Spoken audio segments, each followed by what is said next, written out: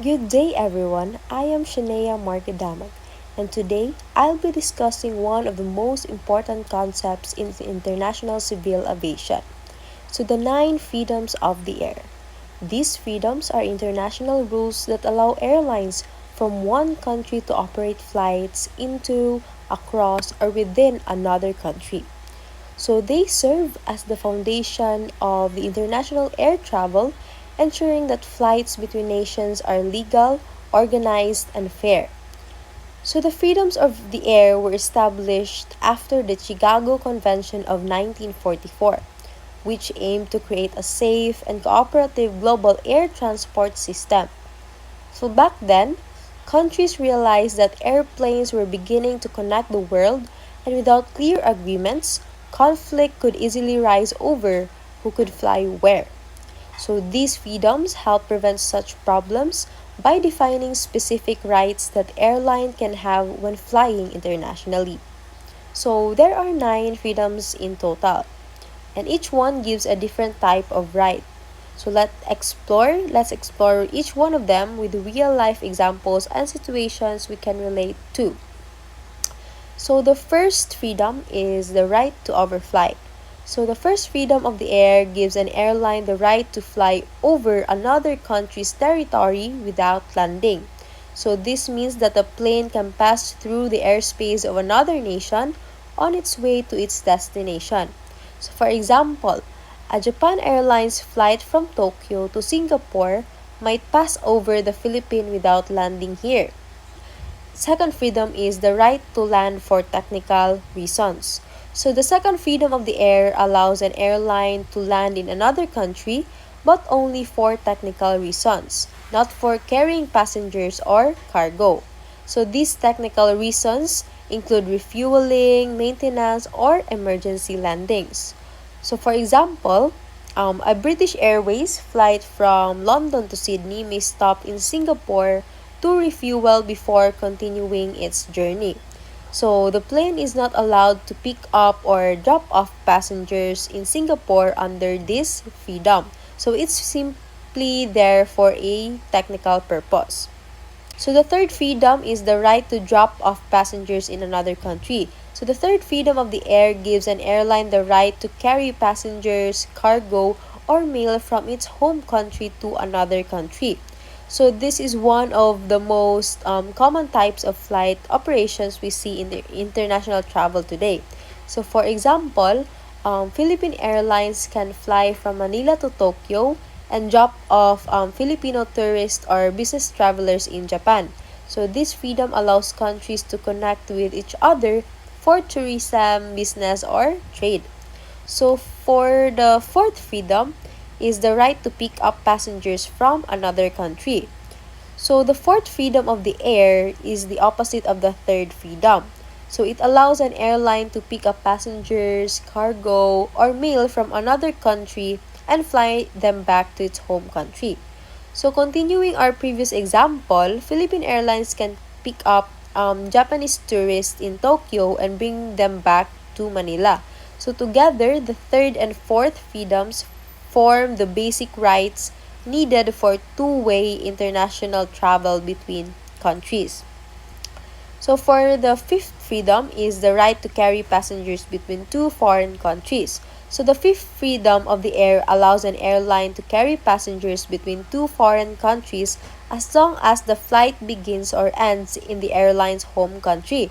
So for example, Emirates Airlines, based in the United Arab Emirates, operates a route from Dubai to Bangkok to Sydney. So under the fifth freedom, Emirates can also carry passengers from Bangkok to Sydney even though both cities are outside the UAE. So this arrangement benefits both the airline and passengers. So it helps airline fill more seats and makes international travel more affordable and convenient. So for the sixth freedom is the right to carry passengers between two foreign countries via home country. So the sixth freedom of the air gives an airline the right to carry passengers between two foreign countries. But the flight must connect through the airline's home base. So for example, Singapore Airlines can take passengers from Tokyo to Paris, but they must connect through Singapore first. So this is very common for airlines that have a strong international hubs. So for the seventh freedom, the right to operate flights between two foreign countries without returning home. So the seventh freedom of the air allows an airline to operate flights between two foreign countries even if the flight does not pass through or connect to its home country. So for example, Air France, which is a French airline, might operate a flight between Brazil and Argentina. So this freedom is less common because it requires special agreements between the countries involved. So for the eighth freedom is the right to carry passengers within a foreign country as part of an international route. So the eighth freedom of air is also called the consecutive cabotage. So it allows an airline to carry passengers within another country, but only if that domestic flight is part of an international route. So for example, Korean Air might operate a flight from Seoul to Cebu to Manila. So it can carry passengers between Cebu to and Manila because that route is part of an international service that started in Seoul. So for the ninth freedom, the right to operate domestic flights within another country. So the ninth freedom of the air, also known as stand-alone cabotage, allows a foreign airline to operate flights entirely within another country without connecting to its home country. So for example, Qantas, which is an Australian airline, could operate flights within the United States, such as from Los Angeles to New York, without returning to Australia. However, this freedom is very rare and usually restricted because most governments want to protect their own local airlines from foreign competition. So, in conclusion, the nine freedoms of the air define the rights that airlines have when flying between or within countries.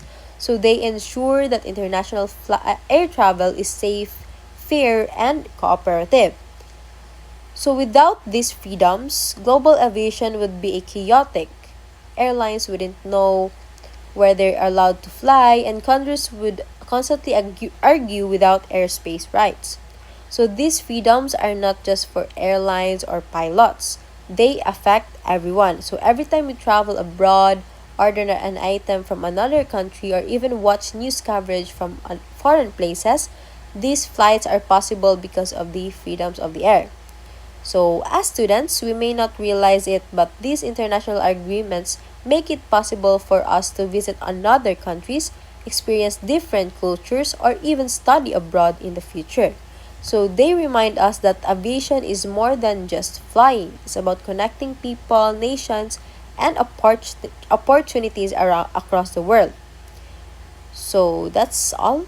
Thank you very much for listening, and I hope you have a better understanding of how the nine freedoms of the air keep our skies connected and our world closer together. Thank you.